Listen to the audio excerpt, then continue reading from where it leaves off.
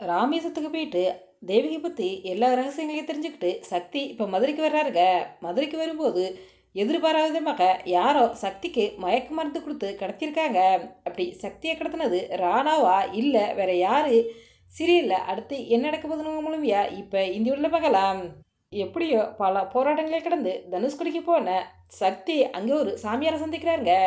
அவர்கிட்ட தேவியை பற்றி தெரியுமான்னு கேட்குறாரு. அவரும் தேவியை பற்றி எல்லா ரகசியங்களும் சொல்கிறாரு. அதாவது ஆதிமுத்து நேபாளத்திலிருந்து வந்த தேவகியை சொத்துக்காக ஆசைப்பட்டு ஏமாற்றி கல்யாணம் பண்ணிக்கிட்டாரு.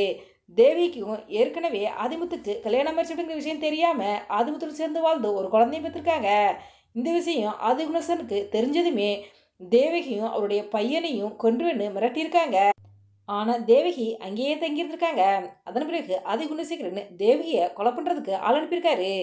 உயிருக்கு பயந்து தேவகி தன் பையனோட ஓடி தனுஷ்கோடியில் சாமியார் கிட்ட போய் சேர்ந்திருக்காங்க. ஆதிமுத்து உடல்நிலை சரியில்லாமல் இறந்த பிறகு குடும்பத்துடைய மொத்த பொறுப்பும் ஆதிகுணசேகரன் ஏற்றுக்கிறாருங்க. தேவகி கதையை முடிக்க திட்டம் போடுறாரு. ஆதிமுத்து கூட சேர்ந்து வாழ்ந்து விட்ட பார்க்கறதுக்காக தேவகி ராமேஸ்வரம் வர்றாங்க.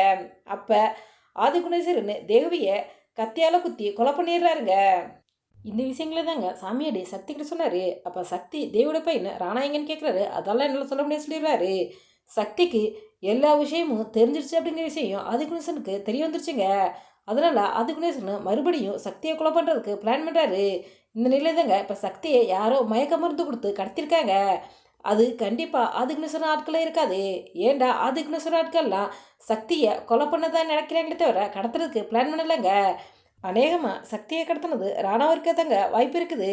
ஏண்டா ராணாவுக்கு ஆதிகுணேஸ்வரன் சக்தியை கொலை பண்ண போகிறார் அப்படிங்கிற விஷயம் தெரிய வந்திருக்கும். அதனால் சக்தியை காப்பாற்றணும் அப்படிங்கிறதுக்காக தான் இப்போ மயக்க மருந்து கொடுத்து கடத்தி ஒரு பாதுகாப்பான இடத்துல வச்சுருக்காருங்க.